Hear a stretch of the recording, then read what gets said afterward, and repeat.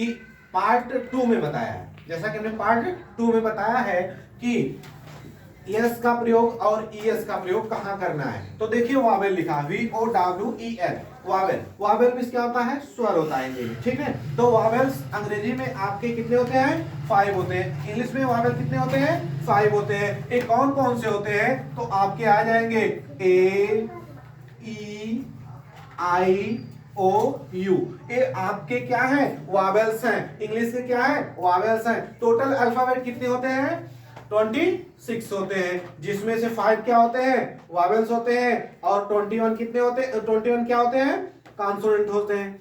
21 आपके कॉन्सोनेंट हो जाएंगे, बाकी ए, ई, आई, ओ, यू को छोड़ करके आपके सब क्या है, कॉन्सोनेंट है। तो आप कॉन्सोनेंट में क्या लगाते हैं, यस लगाते हैं ना, ठीक है, क्लियर है ना, ठीक है, क्लियर है।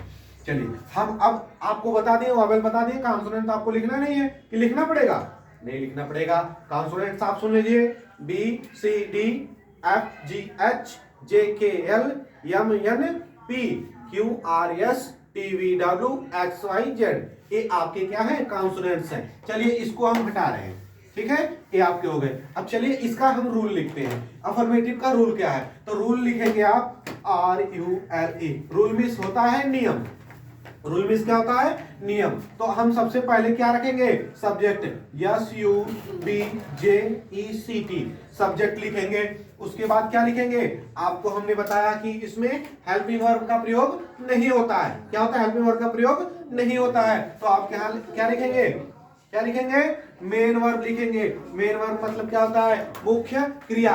अभी हम बताएंगे आपको मुख्य क्रिया की कौन सी फॉर्म लगेगी, फर्स्ट फॉर्म का प्रयोग होगा। उसके बाद क्या लगेगा, क्या लगेगा, यस या ईएस का प्रयोग होगा। उसके बाद क्या लगेगा, ऑब्जेक्ट लगेगा, OBJECT, ऑब्जेक्ट लगेगा। इसके बाद फुल स्टॉप लगेगा, ठीक है। अब यहां से सब्जेक्ट मीन्स क्या होता है, तो आपको बताया गया है सब्जेक्ट मीन्स क्या होता है, कर्ता। इसका मतलब क्या है, मुख्य क्रिया। इसका मतलब क्या होता है, मुख्य क्रिया। ये आपका यस क्या है, वावेल कॉन्सोनेंट के अनुसार आपको प्रयोग करना है, ठीक है। तो ये आपका ऑब्जेक्ट मीन्स क्या होता है, वस्तु होता है। वस्तु मतलब जो सेंटेंस आपका बचा हुआ है, शब्द बचा है, उसको उसी के स्थान पे क्या करते हैं, प्रयोग करते हैं। ये आपका क्लियर हो गया, कोई समस्या नहीं है। चलिए हम बच्चों अब क्या करेंगे, इसका एग्जाम्पल लिखेंगे। क्या लिखेंगे, एग्जाम्पल मतलब उदाहरण लिखेंगे। एग्जाम्पल में जैसे लिखेंगे, वह जाता है, वह क्या करता है, वह जाता है, वह क्या करता है, जाता है। तो देखिए आपको बता दें कि ही, सी, इट, आई, भी, यू, दे, ये क्या है, आपके सब्जेक्ट है ना, करता है। तो यहां देखिए क्या लिखा गया है, वह लिखा गया है। तो आपको ये पता है कर्ता आपके क्या होते हैं, ही, सी, इट, ठीक है, आई, वी, एक मिनट रुक, वी, बी, यू, दे, ठीक। देखिए ही, सी, इट, आई, वी, यू, दे, ये आपके क्या है, करता है, ठीक है। अब इसमें देखिए ही मीन्स क्या होता है, वह होता है, यह पुरुष जात का बोध कराता है। सी मीन्स क्या होता है, वह होता है, यह स्त्री जात का बोध कराता। इट निर्जीव वस्तुओं के लिए प्रयोग होता है, ठीक है। इट क्या होता है, निर्जीव वस्तु।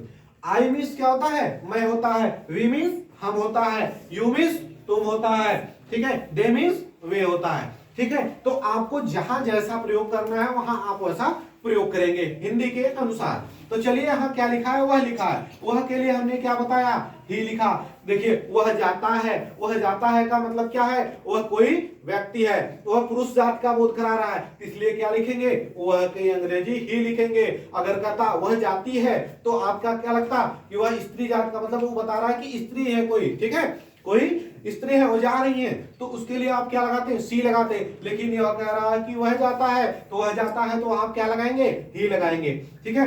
अब कह रहे हैं ही, अब गो मीन्स क्या होता है, जाना।